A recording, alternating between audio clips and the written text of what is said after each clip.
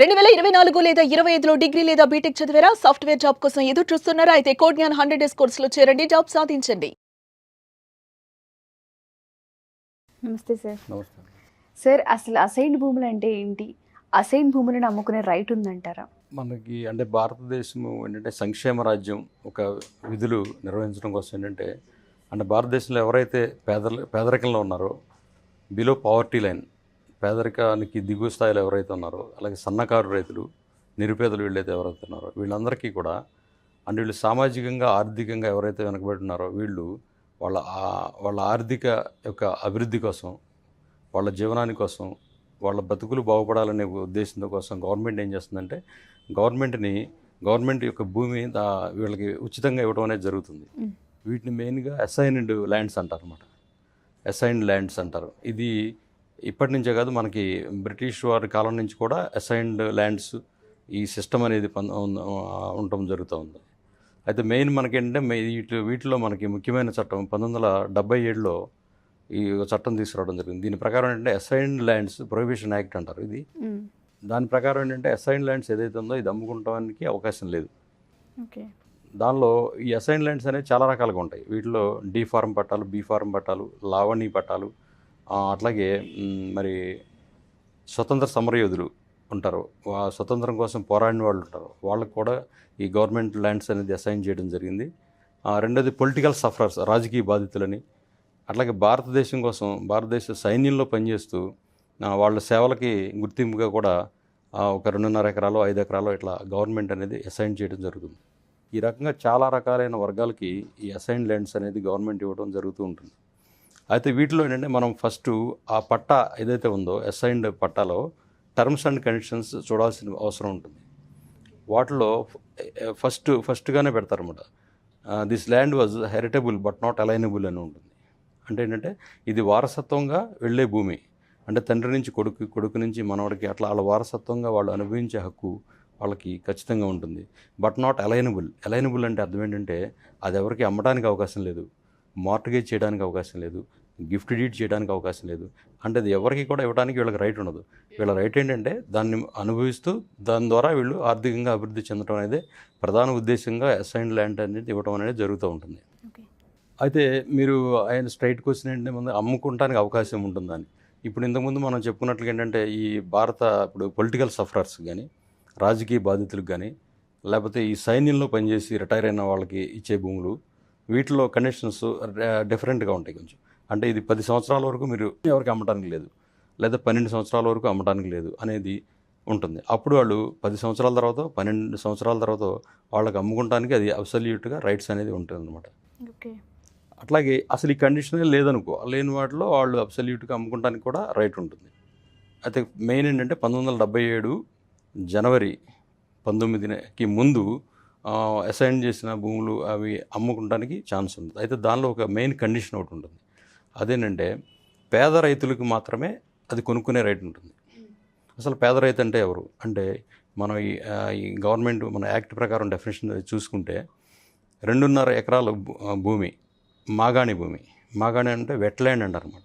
అంటే ఏదైతే నీటి సదుపాయం ఉండి నీటి మీద ఆధారపడే పంటలు పండించుకునే భూమిని మాగాణి భూమి అంటారన్నమాట. ఇది 2.5 ఎకరాల కన్నా లోపు ఉండాలి, అంటే అంతకన్నా తక్కువ ఉండాలన్నమాట. ఆ రైతుని పేద రైతు కింద గవర్నమెంట్ గుర్తించడం అనేది జరుగుతుంది. రెండోది 5 ఎకరాలు మెట్ట భూమి అంటే డ్రై ల్యాండ్ అంటారన్నమాట. అంటే వాటికి నీటి సదుపాయం పెద్దగా ఉండదు, అంటే నీటి సదుపాయాలు సరిగ్గా లేకపోవడం వలన దానికి సంబంధించిన పంటలు మాత్రమే పండిస్తూ ఉంటారు.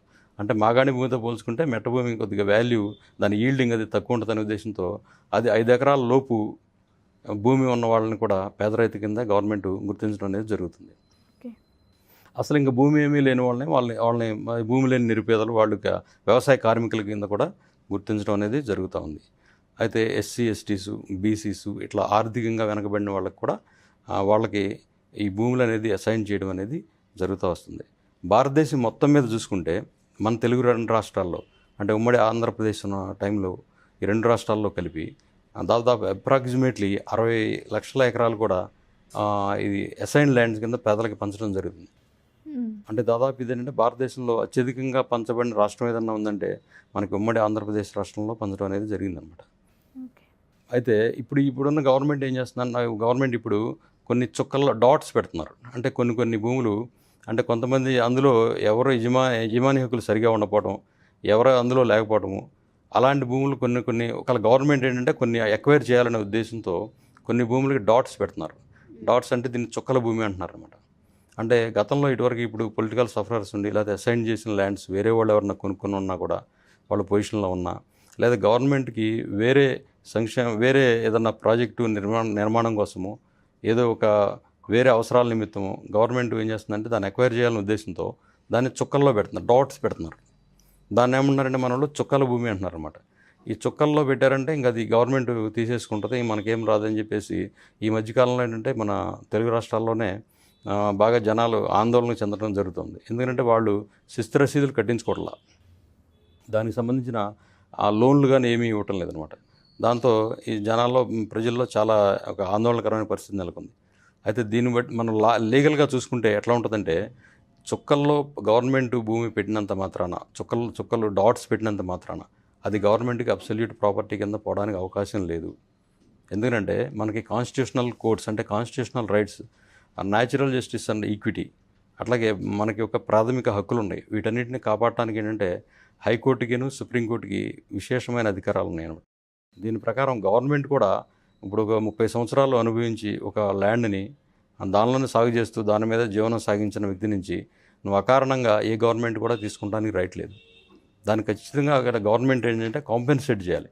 అతనికి ఏదైతే నష్టపరిహారం ఉందో దాన్ని మార్కెట్ వాల్యూ ప్రకారం వన్సా ట్వైసా అనేది గవర్నమెంట్ ఖచ్చితంగా కాంపెన్సేట్ చేయాల్సిన అవసరం అనేది ఉందని చెప్పేసి మనకి జస్టిస్ నాగార్జున రెడ్డి గారి తీర్పు ద్వారా కూడా 2013లో ఆయన తీర్పు ద్వారా కూడా వెలువరించడం జరిగింది.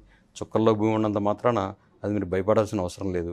దాని యొక్క రికార్డులన్నీ పరిశీలించి దానిలో ఎప్పుడు అది అసైన్ చేయబడింది, అక్కడి నుంచి అది ఎవరి చేతుల్లో ఇప్పుడు ప్రజెంట్ పొజిషన్లో ఉంది అనే విషయాలన్నీ కూడా సమగ్రంగా చూసి దాన్ని ఎవరైతే అర్హులైతే ఉన్నారో వాళ్ళకి మాత్రం ఇవ్వాలి, వాళ్ళకి కాంపెన్సేట్ చేయాలని చెప్పేసి మనకి హైకోర్టు వారి తీర్పులు కూడా మనకి చాలా స్పష్టంగా తెలియజేస్తున్నాయి అన్నమాట. కాబట్టి భూములు చుక్కల్లో ఉన్నంత మాత్రాన అవే పోతాయని భయపడాల్సిన అవసరం లేదు.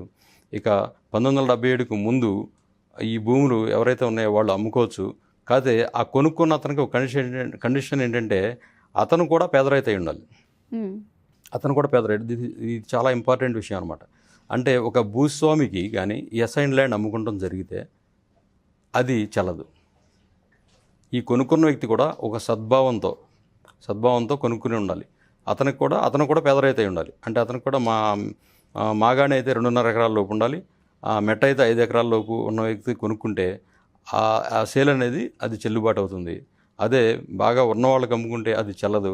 అది మళ్ళీ తిరిగి గవర్నమెంట్కి వెళ్ళిపోవడము, లేదంటే ఫస్ట్ ఎవరైతే అసైన్ చేశారో వాళ్ళకి వెళ్ళటం అనేది జరుగుతుంది. ఈ రకంగా ఏంటంటే అసైన్డ్ భూముల విషయంలో చాలా సమస్యలు ఉన్నాయి.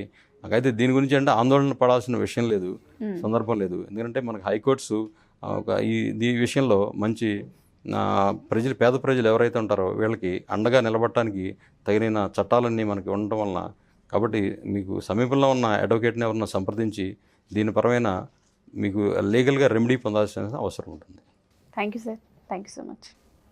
సో చూసారు కదా, ఎవరైనా సరే న్యాయ సలహాలకి సంబంధించి చిన్న డౌట్లు ఉన్నా ఒకవేళ సార్ని కనుక అప్రోచ్ అవ్వాలి అనుకుంటే, మీ ల్యాండ్ ఇష్యూస్ కానీ మ్యాట్రిమోనియల్ ఇష్యూస్ కానీ ఇలాంటివి ఏవైనా ఉంటే ఒకవేళ సార్ని అప్రోచ్ అవ్వాలి, న్యాయ సలహాలు మీకు కావాలి అనుకుంటే కింద స్క్రోల్ అవుతున్న కాంటాక్ట్ చేసి ఎన్రోల్ చేసుకోవచ్చు. Thank you.